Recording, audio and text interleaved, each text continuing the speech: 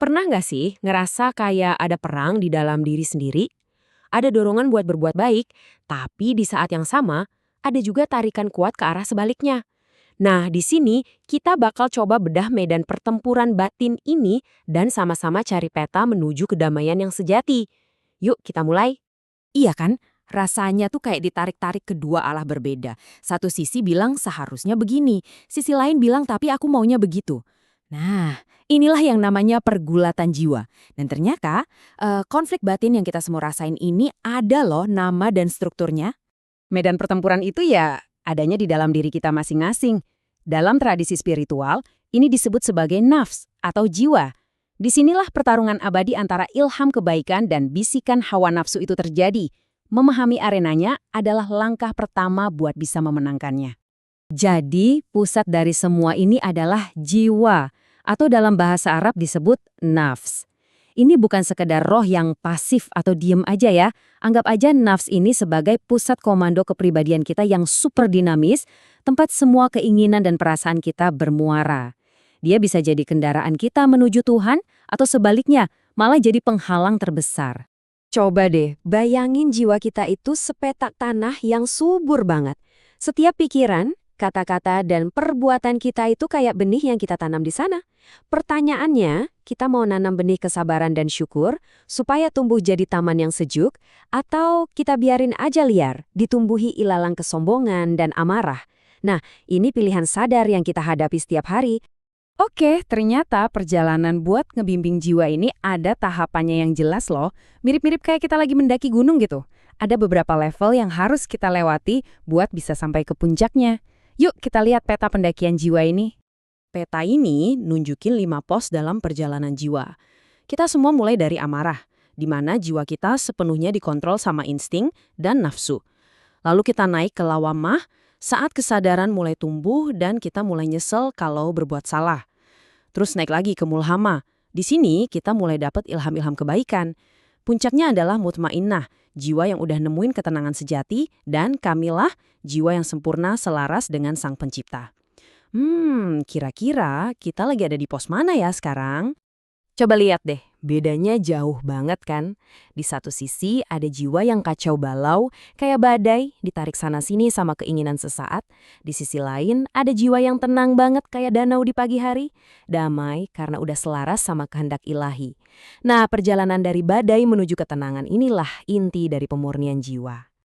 Terus mungkin kita bertanya-tanya, buat apa sih capek-capek berjuang begini? Apa hadiahnya di ujung perjalanan? Jawabannya adalah sesuatu yang gak ternilai harganya. Ketenangan. Nah, ini dia tujuannya. Nafs mutmainnah. Ini bukan cuma soal perasaan seneng sesaat yang datang dan pergi ya. Ini adalah sebuah kondisi jiwa yang stabil, tentram, dan damai. Udah nggak lagi terombang-ambing sama gejolak dunia, karena sandarannya udah ke sesuatu yang maha agung. Kenapa ini penting banget? Karena jiwa yang udah tenang itu, cara dia ngeliat hidup tuh beda total. Waktu kesulitan datang, dia nggak hancur, tapi jadi sabar. Waktu dapat nikmat, dia nggak sombong, tapi jadi bersyukur. Di tengah ketidakpastian, dia nggak cemas, tapi tawakal. Ini bukan lagi soal bertahan hidup, tapi udah benar-benar hidup dalam naungannya. Oke, kita udah ngerti apanya, udah ngerti kenapanya, sekarang bagian yang paling praktis. Gimana caranya? Ada 4 latihan kunci yang jadi pilar buat perjalanan ini. Buat menempuh perjalanan ini, kita dibekali 4 alat utama. Anggap aja ini tuh peralatan mendaki spiritual kita. Ada mujahadah buat ngelawan ego, muraqabah yang jadi kompas kesadaran kita, lalu ada 3 serangkai, sabar, syukur, dan tawakal sebagai jangkar, plus dzikir dan tafakur buat ngisi bahan bakar spiritual kita. Alat pertama kita, mujahadah. Penting nih, ini bukan perang buat ngehancurin diri sendiri ya. Justru ini tuh latihan disiplin. Kayak atlet yang ngelatih ototnya, kita juga ngelatih jiwa kita buat bisa bilang enggak ke ego, ke amarah, ke rasa iri. Supaya jiwa kita jadi kuat untuk tunduk pada kehendaknya. Selanjutnya ada muraqabah. Pikirin aja ini kayak mindfulness, tapi pusatnya ke Tuhan. Yakin kalau kita ini selalu dalam pengawasannya, itu bakal ngebuat jiwa kita jadi lebih hati-hati, lebih lembut, dan gak gampang lagi terikat sama hal-hal duniawi yang sifatnya sementara. Berikutnya, 3 pilar yang jadi penopang jiwa kita. Sabar, syukur, dan tawakal. Sabar jadi perisai waktu badai ujian datang. Syukur jadi lagu indah waktu kita dapat nikmat. Dan tawakal jadi sauh di tengah lautan ketidakpastian. Kalau 3 pilar ini kokoh, jiwa kita nggak akan gampang goyah. Dan yang terakhir ada zikir dan tafakur. Keduanya ini kerja bareng.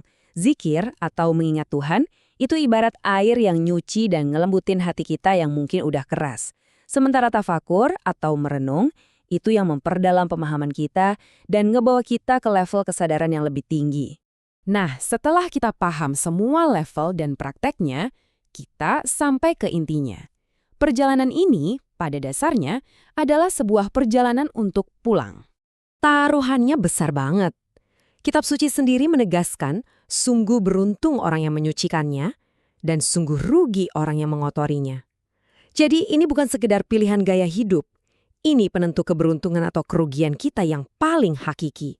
Pada akhirnya, semua perjalanan ini muaranya cuma satu, yaitu pergeseran fundamental.